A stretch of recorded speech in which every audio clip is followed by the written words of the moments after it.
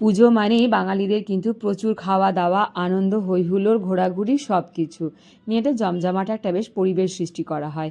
তা আমরা যেহেতু বাঙালি তাই কিন্তু দুর্গাপুজো আসছে, তাই দুর্গাপুজো মানেই কিন্তু আমাদের নাড়ু, মুরকি, চাল ভাজা এগুলো কিন্তু করা হয়েই থাকে বাড়িতে। তাই আজকে কিন্তু আমি এখানে বানিয়ে নিচ্ছি কতকগুলো নাড়ু। তো এই নাড়ুটা প্রথমেই বানাচ্ছি সুজির নাড়ু। তা সুজির নাড়ুটা বানাতে গেলে প্রথমেই নারকেল কোড়া, চিনি, চাঁচি সব কিছু দিয়ে একটা বেশ ভালো পাক করে নিয়ে তারপরে ভেজে রাখা সুজিটাকে ওর মধ্যে দিয়ে বেশ সুন্দরভাবে প্রথমে একদম মিশিয়ে নিতে হলো। আর এদিকে হাতের মধ্যে একটু ঘি বুলিয়ে নিয়ে এইভাবে কিন্তু নাড়ুর আকারে গোল করে থালার মধ্যে রেখে দিচ্ছি। এইভাবে কিন্তু বানানো হয় সুজির নাড়ুটা।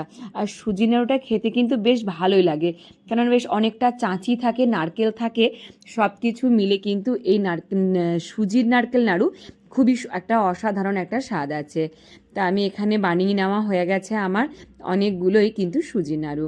সুজি নাড়ু কে কে খেয়েছো কিন্তু আমার কমেন্ট করে একটু জানাতে ভুলবে না, কেননা আমার তো বেশ ভালো লাগে। তারপরই বানাচ্ছি কিন্তু নারকেল দিয়ে শুধু চিনির নাড়ু। নারকেল কোড়া, একটু চাঁচিও তার মধ্যে দিয়েছি, আর চিনি দিয়েছি। সব কিছুকে ভালো করে পাক করে নিয়ে আবারও কিন্তু সেই হাতের মধ্যে গোল করে নিয়ে এভাবে কিন্তু নাড়ু বানিয়ে নেওয়া হচ্ছে। তা চিনির নাড়ু, গুড়ের নারকেল নাড়ু তো সকলেই বানায়, সেরকম কিন্তু আমিও তাই বানাচ্ছি। পুজো মানেই কিন্তু নাড়ু, নাড়ু ছাড়া কিন্তু পুজো একদমই মানায় না। তা এখানে কিন্তু আমারও আজকে নারকেল কোড়া দিয়ে চিনির নাড়ু অনেক কটাই বানানো হয়ে যাচ্ছে। আমি আর আমার শাশুড়ি মা দুজনে মিলেই কিন্তু বসে বসে এতগুলো নাড়ু এখানে বানিয়ে নিয়েছি। তো চলো, এখানে কিন্তু এখন আমার নারকেল নাড়ুও বানানো হয়ে গেল, মানে চিনির নারকেল নাড়ুটা। এরপরে বানাবো কিন্তু গুড়ের নারকেল নাড়ু। এই যে এখানে কিন্তু গুড়, নারকেল কোড়া সব কিছু একসাথে পাক করে নিয়েছি।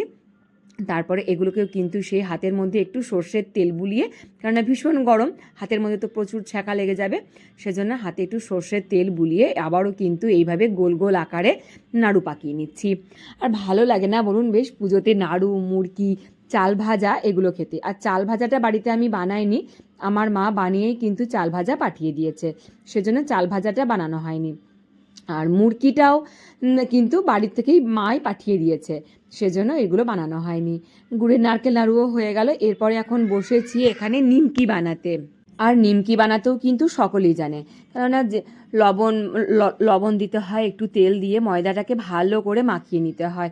তারপরে তো বেশ ওই লুচির আকারে গোল গোল করে লেচি কেটে এইভাবে লুচির মতো বেলে তাকে তো ত্রিকোণ আকারে ছোট্ট ছোট্ট পিস করে কিন্তু কেটে নেওয়া হয়।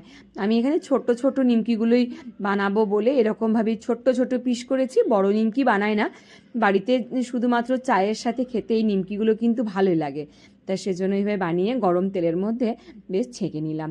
আর এই নিমকিগুলো চায়ের সাথে বা এমনি কোনো অবসর সময়ে এগুলো খেতেও কিন্তু বেশ ভালো লাগে।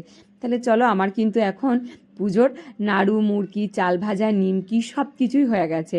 ব্যাস, চাল ভাজা তো করতে হলো না, আগেই বলেছি মা পাঠিয়েছে, মুরকিও মা পাঠিয়ে দিয়েছে। তা শুধুমাত্র নাড়ুগুলো করলাম। আর শিরির নাড়ুটা বানাইনি, ওটা কিন্তু কিনেই নিয়ে এসেছি।